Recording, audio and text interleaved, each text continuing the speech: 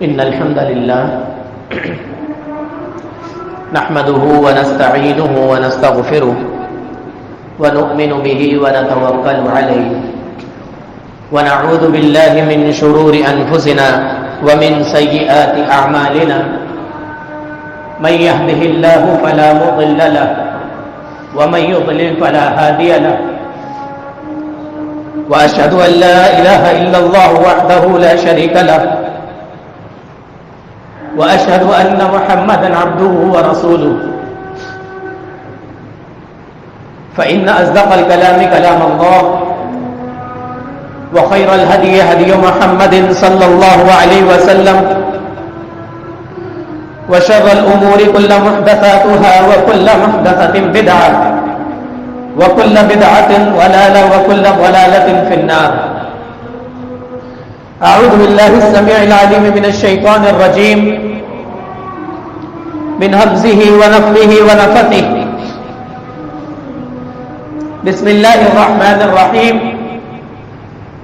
يا أيها الناس اتقوا ربكم الذي خلقكم من نفس واحدة وخلق منها زوجها وبث منهما رجالا كثيرا ونساء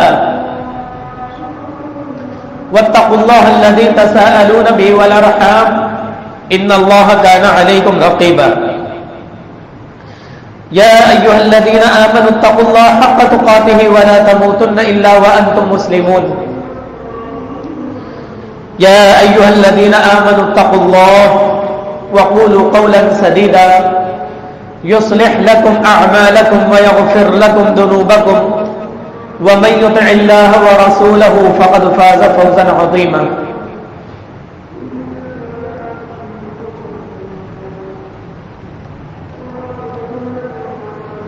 اللهم صل على محمد وعلى آل محمد كما صليت على إبراهيم وعلى آل إبراهيم إنك حميد مجيد. اللهم بارك على محمد وعلى آل محمد كما باركت على إبراهيم وعلى آل إبراهيم إنك حميد مجيد. رب اشرح لي صدري ويسر لي أمري واحلل عقدة من لساني يفقهوا قولي. اللهم انفعني بما علمتني وعلمني ما ينفعني وزدني علما. رب زدني علما. تمام تر تعریفات، تسبیحات و تقدیسات، تکبیرات و تحلیلات، ہر قسم کی بڑائی، کبریائی اس اکیلے تبارک و تعالی کے لیے ہے جس نے اس دنیا میں اس قدر مخلوقات کو پیدا کیا کہ جس کو جاننا، جس تک پہنچنا ہر شخص کے لیے ناممکن ہے. چاہے وہ مخلوقات زمین کی ہو، آسمان کی ہو، پہاڑوں کی ہو، کیڑے مکوڑے ہوں، سمندروں کی تہ میں ہو، جانوروں کی اقسام ہو، پرندوں کی اقسام ہو، جتنی مخلوقات دنیا میں اللہ تعالیٰ نے پیدا کی ہیں ان کو شمار کرنا ناممکن ہے. ان تمام کی تمام مخلوقات کو پیدا کرنا، ان کی ضروریات کو پیدا کرنا، انہیں پالنا، پوسنا اور پھر انہیں پائے تکمیل تک پہنچانا، پھر ایک مقررہ وقت پر ان کو مار کر اپنے پاس پہنچا کر اپنے پاس بلا کر اور ان کا باریکی سے حساب لینا، یہ صرف اور صرف میرے اور آپ کے پروردگار کا کام ہے. اور پروردگار ایسا کہ جس نے رب العالمین ہے، تمام جہانوں کا پالنے والا ہے، چاہے وہ انسان ہو، چاہے وہ جنات ہو، چاہے وہ کیڑے مکوڑے ہو، چاہے وہ مچھلیاں ہو، چاہے وہ آسمان کی مخلوقات ہو، تمام کے تمام کو ایک وقت میں پالنا. ایسا نہیں ہے کہ آج انسانوں کی خوراک کا دن ہے تو کل جنات کو خوراک ملے گی، بھائی کم پڑ رہی ہے، پرسوں جانوروں کو ملے گی اور پھر ترسوں سمندر کی خوراک ان کو ملے گی. مخلوقات کو ایک ہی وقت میں تمام تر مخلوقات کی ضرورتوں کو بیک وقت پورا کرنا، یہ میرے اور آپ کے رب العالمین کا کام ہے. تمام کے تمام سمندر مل کر، لوگ مل کر، مخلوقات مل کر اللہ تعالیٰ کی تعریف بیان کرنا چاہیں تو زندگیاں ختم ہو جائیں گی، لیکن پروردگار کی تعریفات ختم نہیں ہوئی. اور کروڑوں اربوں درود و سلام ہو آقائے دو جہاں، پیغمبر آخر الزماں، شافی روز جزا، آمنہ کے لال محمد الرسول اللہ صلی اللہ علیہ وسلم کی ذات اقدس پر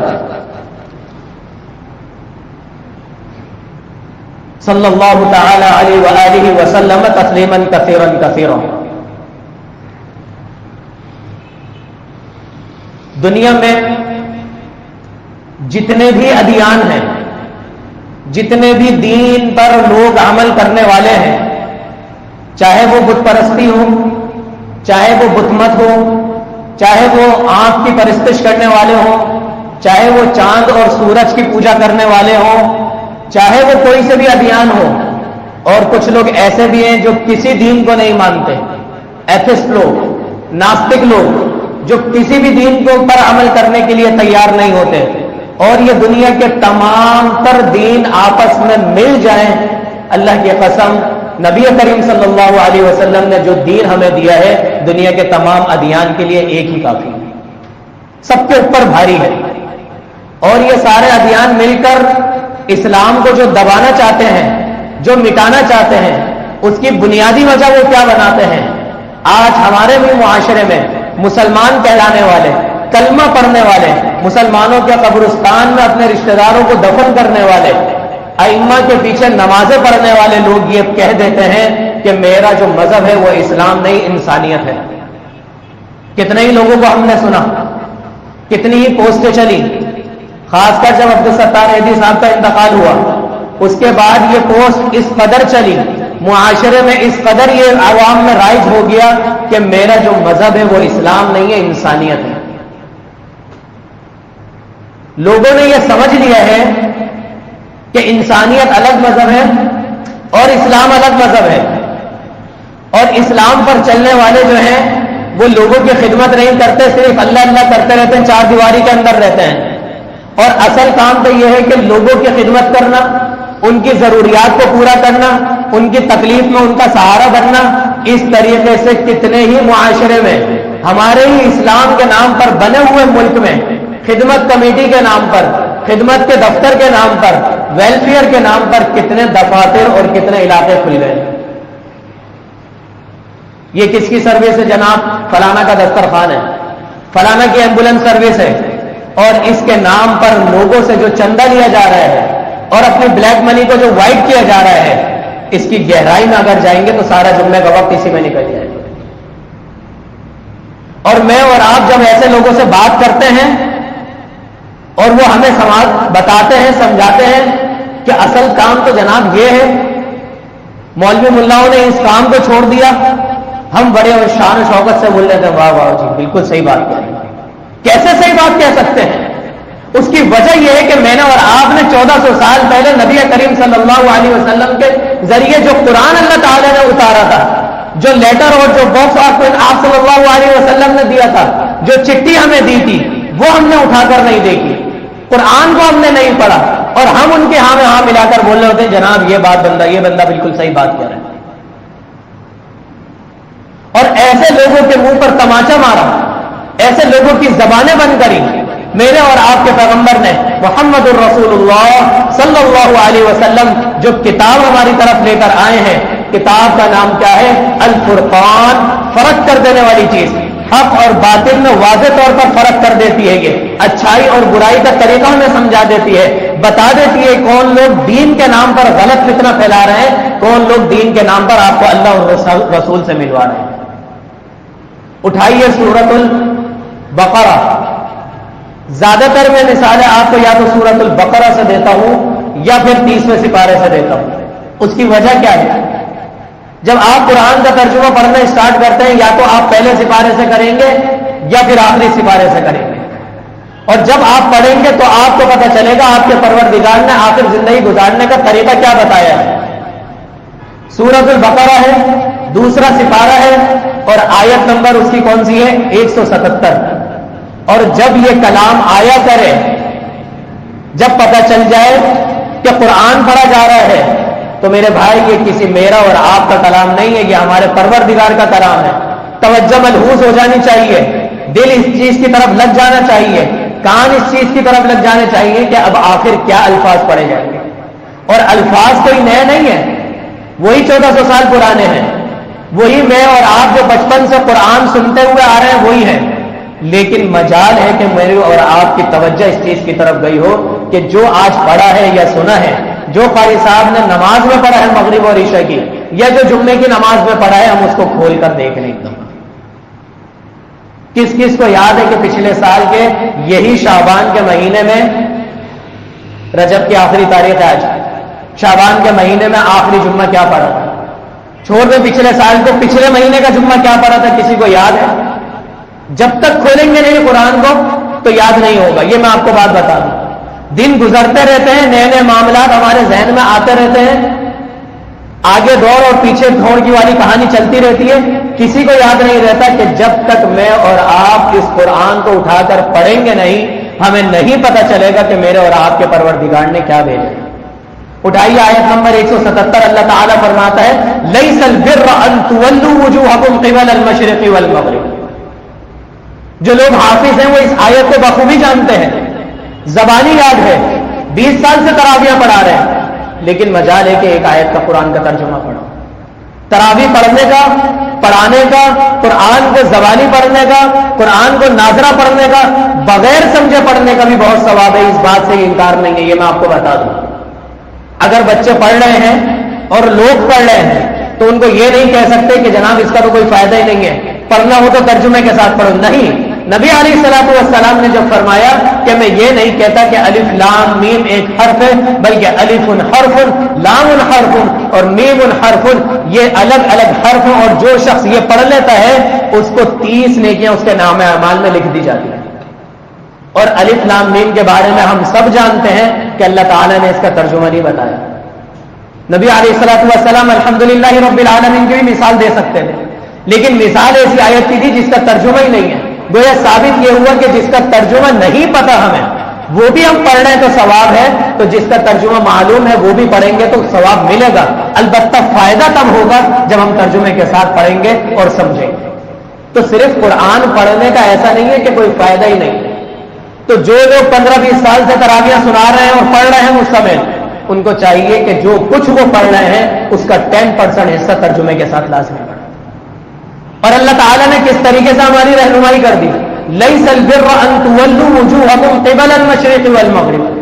نیکی صرف یہ نہیں ہے کہ تم مغرب یا مشرق کی طرف منہ کر کے نماز پڑھو. انداز دیکھیے آپ، یہ نہیں فرمایا کہ نیکی یہ ہے ہی نہیں، ورنہ پھر لوگ نمازوں سے دور ہو جاتے ہیں.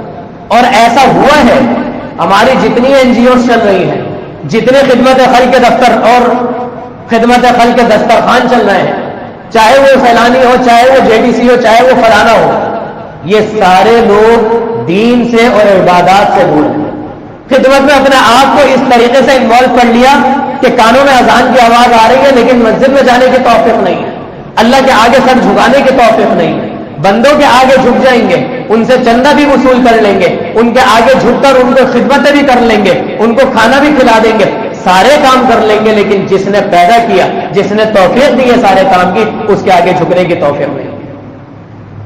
وجہ کیا ہے کہ قرآن نہیں اٹھایا، لوگوں کی باتوں سے امپریس ہو کر اس کام میں لگ گئے. اور جب لوگوں کی باتوں سے امپریس ہوں گے تو میرے بھائی پھر لوگوں کے آگے جھکنا پڑے گا. پروردگار فرما رہا ہے لیس البر ان تولوا وجوہکم قبل المشرق والمغرب. نیکی صرف یہ نہیں ہے کہ تم صرف اللہ کے سامنے جھک جاؤ، مغرب یا مشرق کی طرف منہ کر کے نماز ادا کر لو. کوئی عالم ہو، کوئی فاضل ہو، کوئی قاری ہو، کوئی مبلغ اور معلم اور مدثر ہو، کوئی عالم ہو، کوئی فضیلت الشیخ ہو، اگر اس نے اپنی زندگی کو مسجد اور مدرسے کی 4 دیواری کے اندر گہرا کر لیا تو اس کے لیے یہ آیت ہے کہ اللہ تعالیٰ فرما رہا ہے لیس البر ان تولوا وجوہکم قبل المشرق والمغرب. نیکی تم صرف یہ مت سمجھ لو کہ میں 5 وقت کی نماز پڑھ رہا ہوں، قرآن پڑھ رہا اور پڑھا رہا ہوں تو میری نجات ہو جائے گی. نہیں میرے بھائی، ولکن البر من آمن باللہ والیوم الآخر. بلکہ نیکی تو یہ ہے کہ اللہ پر مکمل طور پر ایمان رکھنا، آخرت کے دن کا مکمل طور پر ایمان رکھنا، والکتاب والنبیین، اللہ تعالیٰ نے جو کتاب نازل کر دی ہے اس کے اوپر مکمل طور پر ایمان رکھنا. نبی علیہ الصلوۃ والسلام کے ساتھ پیچھے جتنے انبیاء گزر گئے ہیں ان تمام کے تمام پر ایمان رکھنا. اور اس ایمان کو رکھنے کے بعد کیا ہوگا؟ وَآتَى الْمَالَ عَلَى حُبِّهِ ذَوِي الْقُرْبَى وَالْيَتَامَى وَالْمَسَاكِينِ. وَآتَى الْمَالَ، اور وہ اپنے مال کو دیتے ہیں، خرچ کرتے ہیں. کہاں خرچ کرتے ہیں؟ کہاں خرچ کرتے ہیں؟ یہ بات کی بات ہے عَلَى حُبِّهِ، مال کی محبت کے باوجود. اس مسجد میں نہیں، اس علاقے میں نہیں، اس شہر میں نہیں، پوری دنیا میں کوئی ایسا شخص مجھے ملا کے دکھا دیں جس کو مال سے محبت نہ ہو. مجھے بھی ہے، آپ کو بھی ہے، ہر شخص کو ہے. لیول الگ الگ ہے، کسی کو کم ہے، کسی کو زیادہ ہے. جس کے پاس زیادہ ہے اس کی طلب زیادہ ہے. اللہ تعالی نے فرمایا کہ مال کی محبت کے باوجود، اور یہ بیج ہر ایک کے اندر بویا ہوا ہے اللہ تعالی نے. اور انسان بعض اوقات دنیا کی لگژری لائف کے اندر گھس کر، لوگوں کو دیکھ کر، لوگوں کی گاڑیاں دیکھ کر، ان کے بنگلے دیکھ کر، ان کا لائف اسٹائل دیکھ کر اپنے آپ کو یہ متاثر کرنے لگ جاتا ہے کہ میں بھی تو اسی چیز کا حقدار ہوں، مجھے بھی تو اسی پروردگار نے پیدا کیا ہے جس کو اس نے پیدا کیا ہے، تو بھی مجھے یہ کیوں نہیں ملا؟ اور اسی کی تک و دو میں دن رات محنت کرتے ہیں آج کل کے نوجوان لڑکے. آج میں اور آپ جو دو ڈیوٹیاں دے رہے ہیں، کس چیز کے خاطر دے رہے ہیں؟ اللہ کے خاطر نہیں، دنیا کے خاطر. اس دنیا میں اگر ہم اپنے ایمان کو بھول جائیں، اللہ تعالیٰ کے احکامات کو بھول جائیں، اپنی زبان کی حفاظت کو بھول جائیں، نظروں کی حفاظت کو بھول جائیں، اور نمازوں کی حفاظت کو بھول جائیں، تو یہ پیسہ کسی کام کا نہیں ہے. اللہ کی قسم، آپ ان 3 چیزوں کی حفاظت کر لیں، نظروں کی حفاظت، نماز کی حفاظت اور زبان کی حفاظت. کسی دنیا کی فیلڈ میں آپ چلے جائیں، چاہے انجینئر بن رہے ہیں، ڈاکٹر بن رہے ہیں، مکینک بن رہے ہیں، کوئی کمپیوٹر بیچ رہے ہیں، آپ کوئی اسپیکر بیچ رہے ہیں، کسی چیز کا کاروبار کر رہے ہیں، اگر ان 3 چیزوں کی حفاظت کر رہے ہیں، آپ کا دنیا کمانا بھی عبادت، آپ کا سارا کام کرنا عبادت. لیکن ہوا یہ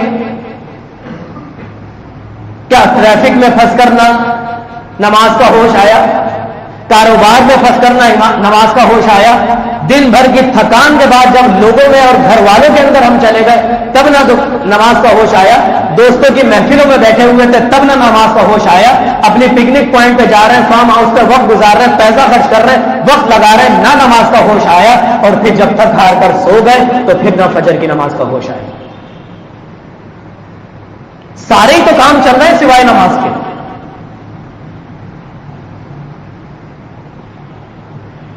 تو پھر نجات کیسے ممکن ہوگی؟ تو یہ مال کی محبت نے جو میں نے اور آپ نے اپنے آپ کو غرق کر لیا ہے. ایک بات یاد رکھنا مال کی محبت کے اعتبار سے، ہم نے دنیا میں رہ کر دنیا کے طریقوں کو استعمال کر کر دنیا کے لیے نہیں جینا. یہ بات ذہن میں رکھنا. ان صلاتی و نسکی و محیای و مماتی للہ رب العالمین. ان صلاتی، میری نماز، و نسکی، میری قربانی، وَمَحْيَايَ وَمَمَاتِي، میری زندگی اور میرا مرنا للہ رب العالمین، صرف اور صرف اللہ تبارک و تعالی کے لیے جو پروردگار ہے، جو پالنے والا ہے تمام جہانوں کا. نہ میرا جینا میرا مرنا ملک کے لیے، نہ جمہوریت کے لیے، نہ اپنے والدین کے لیے، نہ کسی اور مسلمان کے لیے، نہ اپنے بچوں کے لیے، نہ بیوی کے لیے. صرف اور صرف اگر میرا مرنا اور میرا جینا ہے تو وہ ایک پروردگار کے لیے، دین کی حفاظت کے لیے، خلافت کے لیے، اور صرف دین کا سر بلند کرنے کے لیے. یہ ہے میرا جینا اور میرا مرنا. وَآتَى الْمَالَ عَلَى حُبِّهِ، مال کی محبت کے باوجود ذوی القربى والیتامى والمساکین، وہ خرچ کرتا ہے اپنا مال. کس چیز پر خرچ کرتا ہے؟ یتیموں پر، مسکینوں پر، قرابت داروں پر، رشتہ داروں پر، ضرورت مندوں پر جو مانگنے آ رہا ہے. دیکھنا چاہیے کہ یہ ضرورت مند ہے یا نہیں ہے، یا پھر میں اور آپ اپنی صبح سے شام تک کی روٹین کو کرتے کیا ہے؟ صبح ناشتہ کر لیا، دوپہر کو دکان پر آ گئے، کھایا پی لیا، جو معاملات آ گئے، اس کے بعد گھر پہ جا کر سو گئے، اپنے گھر والوں کی صرف نظر رکھ لی، بھول گئے کہ میرے رشتہ داروں میں کوئی ایسا شخص بھی ہے جو نمازیں بھی پوری ادا کرتا ہے، معاملات بھی اچھے طریقے سے ادا کرتا ہے، لیکن اللہ تعالیٰ نے اس کو مالی طور پر اتنا نہیں نوازا کہ اس کی ضرورتیں پوری نہیں ہوتی، تو میں اس کا ساتھ دے دوں. کیا میرا اور آپ کا حق یہ نہیں بنتا؟ بالکل بنتا ہے، حق ہونا چاہیے. اتنی نظر رکھنی چاہیے اپنے رشتہ داروں پر، اپنے بھائی بہنوں پر، اپنے پڑوسیوں پر، اپنے بلڈنگ کے لوگوں پر کہ کون ایسا شخص ہے جو دین کے قریب ہے لیکن ہاتھ نہیں پھیلاتا. ضرورت مند ہے. جس طرح بارش، طوفان، سورج کی روشنیاں امیر اور غریب، مومن اور کافر کا وقت دیکھ کر اور گھر دیکھ کر نہیں آتے، اسی طرح مہنگائی اور دنیا کی جتنی ضرورتیں ہیں وہ بھی مومن اور کافر دیکھ کر نہیں آتی. جب مہنگائی ہوتی ہے تو سب کے لیے ہوتی ہے، ضرورتیں بڑھتی ہیں تو سب کے لیے بڑھتی ہیں. جہاں ایک مالدار پریشان ہے وہیں ایک غربا بھی پریشان ہے، ایک غریب اور مسکین بھی پریشان ہے. اللہ تعالیٰ نے مجھے دیا ہے تو میرا حق یہ بنتا ہے کہ کم سے کم ایک گھرانے کو تو میں اپنی جانب سے فائدہ پہنچا دوں. ایک گھرانے کو سے ایک گھرانے کی طرف آپ تقدو کریں گے، اللہ تعالیٰ آپ کو اور جگہ پر لے جائے گا. اور یہ بات میں اس لیے کیوں کر رہا ہوں، آگے رمضان آ رہا ہے اور کوئی یہ نہ سمجھ بیٹھے کہ صرف اور صرف خدمت انسانیت کا کام ہی اسلام ہے. نہیں، اللہ تعالیٰ نے بتا دیا کہ صرف نیکی کرنا یا ایمان لے کر آ جانا یہ صرف کافی نہیں ہے. وَآتَ الْمَالَ عَلَىٰ حُبِّهِ ذَوِي الْقُرْبَىٰ وَالْيَتَامَىٰ وَالْمَسَاكِينِ، مال کی محبت کے باوجود تمہیں قرابت داروں کا، مسکینوں کا، یتیموں کا نظر رکھنی پڑے گی. ان کی ضروریات کو اپنے ذہن میں بٹھانا پڑے گا، شیڈول بنانا پڑے گا، بجٹ بنانا پڑے گا، اس میں سے کچھ نہ کچھ علیحدہ کر کے ان کی ضرورتوں کو تحفے کے نام پر دینا پڑے گا. یہ بات میں اس لیے کہہ رہا ہوں کسی کو بول کر کہ یہ جناب صدقہ ہے، جناب یہ زکات ہے اور جی ہم یہ نکال رہے ہیں، سامنے والے کی عزت کو مجروح کرنا نہیں، یہ طریقہ نہیں ہے اسلام. آپ تحفے کے نام پہ ان کو ان کی ضروریات کی چیز دے دیں، آپ چھپ کر ان کو صدقہ دے دیں، کسی بھی طریقے سے ان تک ان کی کوئی چیز پہنچا دیں، کسی کے ذریعے انڈائریکٹلی پہنچا دیں، اللہ تعالیٰ آپ کی طرف سے صدقہ قبول کرے گا. اور یہی شریعت کا حق ہے اور یہی شریعت کی ریکوائرمنٹ ہے. اقول قولی ھذا واستغفر.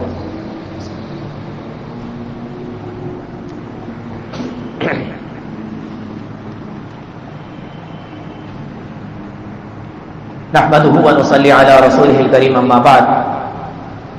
اللهم صل على محمد وعلى آل محمد كما صليت على إبراهيم وعلى آل إبراهيم إنك حميد مجيد. اللهم بارك على محمد وعلى آل محمد كما باركت على إبراهيم وعلى آل إبراهيم إنك حميد مجيد. جب رمضان قریب آتا ہے ہم سب کی مساجد بھر جاتی ہیں، عبادات کے لیے اعتبار سے بھی، اور ہم سب جانتے ہیں کہ بہت سارے مدارس سے لوگ چندہ جمع کرنے بھی آتے ہیں. ہر نماز میں اعلان ہو رہا ہوتا ہے، ہر مسجد سے آپ کو مانگنے کی ہی آوازیں آ رہی ہوتی ہیں. لیکن میں اس مسجد سے کھڑا ہو کر آپ کو بولتا ہوں کہ آپ اپنے رشتہ داروں میں دیکھیے، اپنے محلے میں دیکھیے، اپنے گلی میں دیکھیے، اپنے دوست احباب میں دیکھیے، جن لوگوں کو آپ جانتے ہیں سب سے زیادہ جو قریب آپ کے لوگ ہیں ان کے اندر دیکھیے کہ کون زیادہ ضرورت ہے. اور لوگ آپ کو ترغیب دلاتی ہیں جناب روزے کھلوائیں لوگوں کے، اور روزوں کے لیے ہم دیکھتے بھی ہیں کہ دسترخوان جگہ جگہ پر لگے ہوئے تھے. الحمدللہ کراچی کا یہ حال ہے، کوئی نکڑ آپ کو ایسا نہیں ملے گا جہاں پر دسترخوان نہ لگا ہو. لیکن ایک دوسری طرف جو متقیوں کا وقت ہے، اگر آپ نے واقعی متقی دیکھنے ہو تو فجر کی نماز میں دیکھیے، پتہ چلے گا آپ کو کہ مسلمان کتنے ہیں اور اس میں مومن کتنے ہیں، اپنی جان کو قربان کرنے کے نعرے لگانے والے کتنے ہیں اور اپنی نیند کو قربان کرنے والے کتنے ہیں. فجر کی نماز میں آپ کو اندازہ ہو. اور اسی فجر سے پہلے ہم رمضان میں کرتے ہیں سحری. میں آپ کو اس چیز کی طرف رغبت دلانا چاہتا ہوں کہ روزے پوری دنیا کھلاتی ہے، دسترخوان بھی لگاتی ہے، نیکیاں اور ثواب بھی کماتی ہے. آپ کسی ایک شخص کی سحری کا ذمہ لے لیجیے. یہ انسان کے اوپر بڑا شاق اور بڑا مشکل گزرتا ہے. انسان کو تکلیف ہوتی ہے کہ اس نے روزہ رکھنا ہے اور گھر اس کا ایسا ہے، معاملات اس کے ایسے ہیں، زندگی گزارنے کے جو معاملات اور مہنگائی اس قدر ہے کہ اس کو پتہ ہے کہ اگر میں پیٹ بھر کے کھانا نہیں کھاؤں گا تو میں دن بھر کام نہیں کر سکوں گا. اگر آپ اس کے پیٹ بھرنے کی ذمہ داری لے لیتے ہیں، پیٹ بھر کر آپ اس کو سالن روٹی دے دیتے ہیں، تو میں یہ سمجھتا ہوں کہ اس سے بڑی نیکی کوئی نہیں. وہ ہے رات کے اندھیرے کی نیکی اور وہ ہے وقت سے پہلے کی نیکی. اپنے رشتہ داروں میں، اپنے پڑوس میں، اپنی بلڈنگ میں کوئی ایک گھرانہ مختص کر لیں کہ آپ کے گھر میں جو کچھ بن رہا ہے کم سے کم 2 سے 3 افراد کا آپ نکالیں گے اور ان کو سحری دیں گے. پہلے دن دے کر آئیں توفتاً اور پھر بول دیں کہ آپ کو اس چیز کی طرف سے پریشان ہونے کی ضرورت نہیں ہے. جب گھر میں کھانا بن ہی رہا ہے تو ہم نے سوچا تھوڑا سا شوربہ اور بڑھا لیں. نبی علیہ الصلوۃ والسلام کی تعلیمات کیا ہے کہ جب تم گھر میں کوئی سالن بناؤ تو یہ نہیں کہا کہ کوانٹٹی لے آؤ، سودا سل زیادہ لے آؤ، گوشت بڑھا دو. آپ صلی اللہ علیہ وسلم نے فرمایا کہ اس کا شوربہ بڑھا لو. اللہ اکبر. جو پانی تمہیں فری کا مل رہا ہے، بات پانی پر آ گئی تو میں ایک بات آپ کو بتا دوں. مجھے پانی کا کام بڑا اچھا لگتا تھا کہ یار بڑا پیسہ ہے اس کام میں، کہیں نہ کہیں سائڈ بزنس کرنا چاہیے. لیکن کچھ وقت پہلے پانی کا کام کرنے والوں سے یہ بات پتہ چلی کہ اس میں پیسہ تو بہت ہے لیکن برکت نہیں ہے. واللہ عالم کتنے لوگ پانی کا کام کر رہے ہوں گے، لیکن یہ بات مجھے ابھی کچھ عرصے پہلے پتہ چلی تو آپ لوگوں کے ساتھ یہ شیئر کر دوں کہ اس میں برکت نہیں ہے. چند لوگوں سے پتہ چلی، پورے ملک کا کیا حال ہے یہ مجھے نہیں معلوم. اس کی وجہ کیا سمجھ میں آئی؟ جو چیز اللہ تعالیٰ نے فری کی دے دی ہمیں، ہم اسی کو بیچ رہے ہیں. اللہ اکبر. اور جس چیز کے خلاف ہم قدم اٹھا سکتے ہیں اس کے خلاف آواز نہیں اٹھاتے. ٹینکر مافیا ہمارے یہاں بہت بڑا ایک مافیا ہے. مجھے اور آپ کو چاہیے کہ اس کے خلاف آواز بھی اٹھائیں اور قدم بھی اٹھائیں. جہاں ہم اتنی پوسٹیں چلاتے ہیں، جہاں ہم اتنی ڈیبیٹ کرتے ہیں، تو ہمیں اپنی ڈیبیٹ میں یہ چیز شامل کرنی چاہیے. جس چیز کو خرید و فروخت اللہ تعالیٰ نے نہیں رکھی، میری اور آپ کی مجال کیسے ہو سکتی ہے کہ ہم لوگوں سے پیسہ لے لے کے اور اس کو بیچیں؟ اللہ اکبر. یہ مارکیٹ میں جو بوتلیں بیچ رہے ہیں یہ تو پھر خرید رہے ہیں نا. یہ ٹینکر والے تو زمین سے کھود رہے ہیں پانی، سمندروں سے لائن لی ہوئی ہے، قدرتی پانی کو لے لے کر اور پھر اللہ اکبر کبیرہ یہ لوگ بیچ رہے ہیں. سب سے زیادہ گھنونا کام کر رہے ہیں. تو مجھے اور آپ کو چاہیے کہ ان کے خلاف آواز اٹھائیں. بات یہ ہو رہی تھی، کیا بات ہو رہی ہے؟ شوربے کی. کہ اللہ کے نبی صلی اللہ علیہ وسلم نے فرمایا کہ جب تم سالن بناؤ، جب تم کھانا بناؤ تو تم شوربہ بڑھا لو تاکہ تمہارے پڑوسی کو جب اس کی خوشبو جائے گی تو اس کے دل بھی للچائے گا کہ برابر والے گھر میں سالن پک رہا ہے اور میرے پاس کچھ نہیں ہے تو میں اس کو بھی دے دوں، اس کا بھی خیال کروں. تو آپ شوربہ بڑھا لیں، نہ آپ سبزی کی کوانٹٹی بڑھائیں، نہ آپ گوشت کی کوانٹٹی بڑھائیں. جتنی استطاعت ہے آپ کو بڑھائیں اور آپ پہلی سحری کو اس کو جا کر تحفہ پیش کریں اور پھر اس کو یہ کریں کہ آپ اس چیز کی طرف سے پریشان نہ ہو کہ آپ کو سحری کا روزانہ انتظام کرنا پڑے گا. 1 مہینے کی ذمہ داری میری یہ ہے، اور یہ میں کوئی بہت بڑی نیکی نہیں کر رہا ہوں. بیگم میری کھانا پکاتی ہی ہے تو اس میں دندہ تھوڑی سی ہم نے کوانٹٹی بڑھا لی. اللہ کی قسم اس سے بڑھ کر آپ کی نیکی کوئی نہیں ہے. ایک گھر کی ذمہ داری اٹھا لیں، زیادہ کی میں بات ہی نہیں کرتا. جب وہ بندہ دیکھے گا کہ یار یہ بندہ یہ کام کر رہا ہے جو پوری دنیا نہیں کر رہی، تو پھر جب آپ اس کو توحید کی دعوت دیں گے شب قدر میں جا کر، ساری چیزوں کے بعد جب آپ اس کو عید کے بعد یہ کہیں گے میرے بھائی نماز کے لیے آ جاؤ، تو کیا مجال ہے کہ وہ آپ کو انکار کرے. لیکن ہم ویسے ہی سب کے دروازے پیٹتے رہیں گے فجر کے لیے اٹھ جاؤ، کوئی نہیں بات والے. جب آپ اس کی ضرورتوں کا خیال کریں گے اور چھپ کر صدقہ دیں گے، پوری بلڈنگ کو گاتے نہیں پھریں گے، پوری دنیا کو گاتے نہیں پھریں گے. ہاں یہ ہو سکتا ہے یہ جو کھانے کھلانے کا کام ہے یہ ایک شخص مل کر ایک شخص نہیں کر سکتا، یہ ٹیم کے تحت ہوتا ہے تو زیادہ اچھا رہتا ہے. آپ اپنے دوستوں سے مشورہ کر سکتے ہیں کہ یار میں نے یہ کام کرنا شروع کرا ہے، اگر اس میں چاہو تو تم میرا ساتھ دو. یا تمہارے جاننے والے کوئی ہو تو پھر وہ کسی نے سستی آپ کو سبزی لا دی، کسی نے سستا گوشت لا کے دے دیا، کسی نے کہا گھی میری طرف سے ہو جائے گا، کسی نے کہا سبزی مرچیں میری طرف سے ہو جائیں گی، کسی نے کچھ دے دیا آپ کو. مل کر آپ نے ایک ہنڈیا تیار کر لی، اپنے گھر میں بھی استعمال کر لیا اور پڑوس میں بھی دے دیا. اور ایسا ہوا ہے ہماری جماعت میں پورا اسٹرکچر موجود ہے. بات اگر نہیں سمجھ میں آ رہی تو لکھت میں ساری چیزیں میرے پاس موجود ہیں، آپ چاہیں تو مجھ سے معلوم کر لیے گا کس طریقے سے کس ترتیب کے ساتھ کس طریقے سے کام کرنا ہے. ہم نے پورا کوک ہائر کیا پورے مہینے کے لیے کہ وہ آئے گا بنائے گا، یہاں پر پیکنگ ہوگی، لوگ تراویحوں کے بعد ایک ایک گھر میں جا کر دیں گے اور سحری کے ٹائم جا کر نہیں دیں گے میرے بھائی، رات کو، تاکہ وہ چین سے اپنی نیند سو سکے کہ میرا سحری کا انتظام ہو گیا ہے، اب مجھے پریشان ہونے کی ضرورت نہیں ہے. اور ذمہ داری پوری مہینے کی لینی ہے، اس لیے کہیں وہ پریشان نہ رہے پتہ نہیں آج سحری آئے گی نہیں آئے گی. 1 گھنٹہ پہلے کچھ نہیں تیار ہوتا تو 12-1 بجے ہماری ٹیم سب کو لے جا کر دے دیتی ہے. اور یہاں میں اپنی ٹیم کو کوئی پروموٹ نہیں کر رہا, بتا یہ رہا ہوں کہ اسٹرکچر موجود ہے, طریقہ سمجھنا ہو تو مل جائیے گا. لیکن یہ کام جب آپ شروع کریں گے تو اللہ کی قسم میری اور آپ کی نجات کے لیے کافی ہے. آخری مثال قرآن شریف سے آپ کو بتاؤں گا. سورۃ المدثر, سب نے نام سنا ہوا ہے. کون سے سپارے میں ہے؟ 29ویں سپارے میں ہے. اس کی آیت نمبر 40 سے لے کے 47 تک کا مطالعہ کر لیجئے گا. اور آیتیں کون سی ہیں؟ آدھی لائن کی ہے, کوئی بڑی آیتیں نہیں ہیں. فی جنات یتساءلون, جب جنتی جنت میں چلے جائیں گے اور جہنمی جہنم میں چلے جائیں گے. فی جنات یتساءلون, جنتی سوال کریں گے. کس سے سوال کریں گے؟ عن المجرمین, مجرموں سے, دوزخیوں سے سوال کریں گے. ما سلککم فی سقر, کس چیز نے تم کو جہنم میں دھکیل دیا؟ وہ کہیں گے قالوا لم نک من المصلین, ہم نمازیں نہیں ادا کرتے تھے. تو نمازوں کو نہیں چھوڑنا اس چیز کے ساتھ. ولم نک نطعم المسکین, ہم مسکینوں کو کھانا بھی نہیں کھلاتے اور نہ کھانا کھلانے کی طرف رغبت دیتے تھے. رغبت, صرف آپ کا رغبت دلا دینا. آپ کے پاس مال نہیں ہے, آپ کسی مالدار شخص کو رغبت دلا دیں کہ یار یہ کام کرنا چاہیے, میں یہ سوچ رہا ہوں, وہ آپ کو مال دے دے گا, آپ نے اس کو مشورہ دے دیا, کوئی اور آپ کا کسی طور سے انتظام کر دے گا. ساری ٹیم مل کر اگر ایک شخص کو کھانا کھلانے پر راضی ہو جاتی ہے, اللہ کی قسم انشاءاللہ تعالیٰ ہماری نجات کا ذریعہ بن گیا. وَكُنَّا نَخُوضُ مَعَ الْخَائِضِينَ, فالتو کے گپے لڑاتے تھے. جس چیز بات کا کوئی مطلب نہیں ہوتا تھا اس ہنسی مذاق میں اپنے وقت کو ضائع کرتے تھے. وَكُنَّا نُكَذِّبُ بِيَوْمِ الدِّينِ, اور یہ سارے کام کب ہوتے ہیں؟ جب انسان کو آخرت کا ڈر نہیں ہوتا. ہم قیامت کے دن کا انکار کرتے تھے, یار جناب جو دنیا ہے دنیا میں ہی سب کچھ کر لو. یہ بات یاد رکھیں, نیکی کرنے والے بھی بہت سے لوگ دنیا کے مانتے ہیں.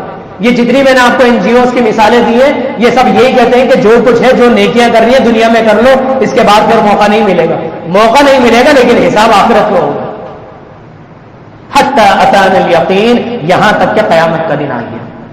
تو میرے بھائی, قیامت کے دن آنے سے پہلے, موت کا غرغرہ آنے سے پہلے, موت کی کمزوری آنے سے پہلے, بیماری آنے سے پہلے, فرصت ملنے سے پہلے, جتنے فراغت کے یہ وقت ہیں, جتنا مال اللہ تعالیٰ نے دیا ہے, کسی کو 100 کی گنجائش ہے تو کسی کو 10 کی گنجائش ہے. اللہ تعالیٰ سے دعا یہ ہے کہ اللہ تعالیٰ ہم سب کو اپنی استطاعت کے مطابق صدقہ خیرات کرنے کی توفیق عطا فرمائے. روزے تو لوگ کھلواتے ہی ہیں, اللہ تعالیٰ ہم کو سحریوں کے لیے گامزن کرنے کی توفیق عطا فرمائے. جو کچھ بھی سنا اور سنایا ہے اللہ تعالیٰ تہہ دل سے اس کے اوپر عمل کرنے کی توفیق عطا فرمائے. اللهم احسن عاقبتنا في الامور كلها واجرنا من خزي الدنيا وعذاب الاخره. اللهم انا نجعلك في نحورهم ونعوذ بك من شرورهم. اللهم استر عوراتنا وآمن روعاتنا. اللهم انصر من نصر دين محمد صلى الله عليه وسلم واجعلنا منهم, واخذل من خذل دين محمد صلى الله عليه وسلم ولا تجعلنا منهم. عباد الله رحمكم الله, ان الله يأمر بالعدل والإحسان وإيتاء ذي القربى وينهى عن الفحشاء والمنكر والبغي يعظكم لعلكم تذكرون. ربنا تقبل منا انك انت السميع العليم وتب علينا انك انت التواب الرحيم. وصلى الله تعالى على خير خلقه محمد وآله وأصحابه أجمعين برحمتك يا أرحم الراحمين.